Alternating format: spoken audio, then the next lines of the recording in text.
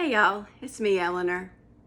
So, I've got some packing tips for you. When I was getting ready to go on a plane trip recently, I hadn't flown since before the pandemic. So, I went on the TSA website to check up on different rules and things. And so I'm going to share some of what I learned and a way that I figured out how to best pack my suitcases. And no, I'm not going to talk about rolling things and folding things or packing cubes. No.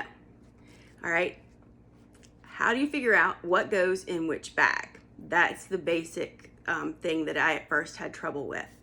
So, first thing is the liquids bag. Yeah. If you're going on an airplane, you need to get one of these. You can use a Ziploc bag from your kitchen, quart size, but it's not going to hold as much. And maybe you don't have as many liquids as I do, but you know me, I don't travel without my Meaningful Beauty and my, foundation and mouthwash, toothpaste. Toothpaste is considered a liquid by the TSA. Yeah, I know, bizarre, but it is. So you want to get one of these because it expands much more than your kitchen plastic baggie will do. And it's tougher plastic. It has to be clear plastic, quart sized. And you can find these at Walmart, Target, Walgreens, and on Amazon, where I got this. And so you can cram it really full and it's not gonna tear because this is really, really tough, rugged plastic. Good quality. So I recommend that over a plastic baggie from your kitchen. And another thing that I found really interesting that saved me a lot of trouble is you don't have to pack your prescription medication in its original bottle. That blew my mind because for years when I travel, I carry all my medicine bottles, prescriptions, over the counter, and then all my vitamin bottles, everything. And it takes up so much room. So when I found out to fly on a plane, you can use things like this and this to put your pills in. You do not have to have those stupid bottles. You can take a picture of the labels of all your prescriptions if you want to and have that on your phone just in case. But I put my vitamins in here. I put my prescription medication in here. And this is all the space it took up. It really was life-changing. I mean, really. So keep that in mind.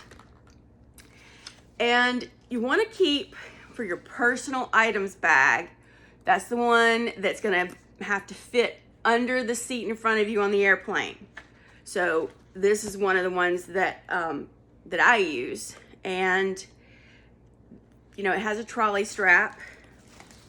So you can slide it over the handle of your rolling luggage. And you want to put in this bag everything you cannot live without. So I put my medications and vitamins in here. I put my liquids bag in here because it had all my toiletries, my Meaningful Beauty face creams and foundation and toothpaste, shampoo. I like to carry my own shampoo. I use tea tree oil shampoo and conditioner. So all of that had to go in here because you think, I can just put it in my carry-on bag. Your carry-on bag might be taken away from you before you get on the plane. The airline has the right to say, we're too full, there's no space in the overhead bins. You have to gate check your carry-on bag. They take it away from you and they put it under the plane with the cargo and they could lose it. I mean, Delta did a great job. They've never lost my luggage yet, but why risk it? Why risk it? Just put the things that you desperately cannot live without in your personal items bag that you will always have with you because it's going to go under the seat in front of you. And then other things that are important, but you could live without in your carry-on bag. And then if you're checking a bag, I have a Delta SkyMiles card, so I can get one free checked bag on Delta. So I check a bag. I like stuff. I like taking my stuff. I like having lots of stuff, lots of choices. Yeah. But how do you figure out, I mean, when you're packing, make a plan ahead of time? So here's what I did. I brainstormed a master list of every last freaking thing I was gonna need. Hair clips to lip balm to every clothing item, all of it. I had it on a long list. I had just brainstormed everything that I would need. But then how do you figure out which bag to put it in? Because I had 3 bags. I had this, I had my carry-on, I had my checked bag. So I used index cards.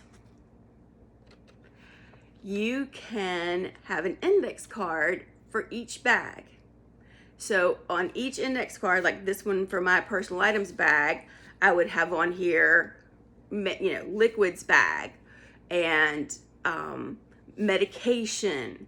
I also packed in a packing cube.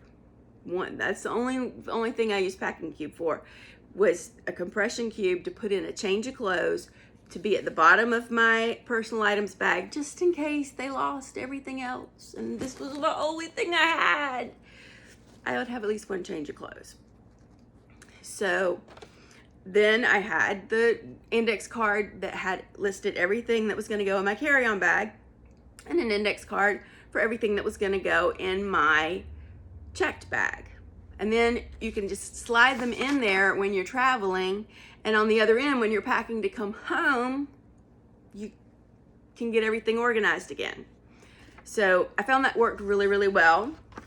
If you don't want to like write your master list and then have to write it again, add on all the different cards, get some highlighters and highlight in pink every item that needs to go in your personal items bag. Highlight in blue the items that need to go in your carry-on, and then highlight in green whatever needs to go in your checked bag. You know, just color code it, and then you'll know which bag to put things in. You can even save these lists, just slip them in the side pocket of your cases, so the next time you're, you know, getting ready to go somewhere, it doesn't take as long for you to plan it out and map out where you're going to put things. Okay, so I hope that this information has helped you. I hope if you're traveling that you have a wonderful trip and go and do something exciting, because it was really dull staying at home for so long. It's time for us to get out and about. Okay, guys. Thanks for watching. Check out my next video, and I'll see you later. Bye.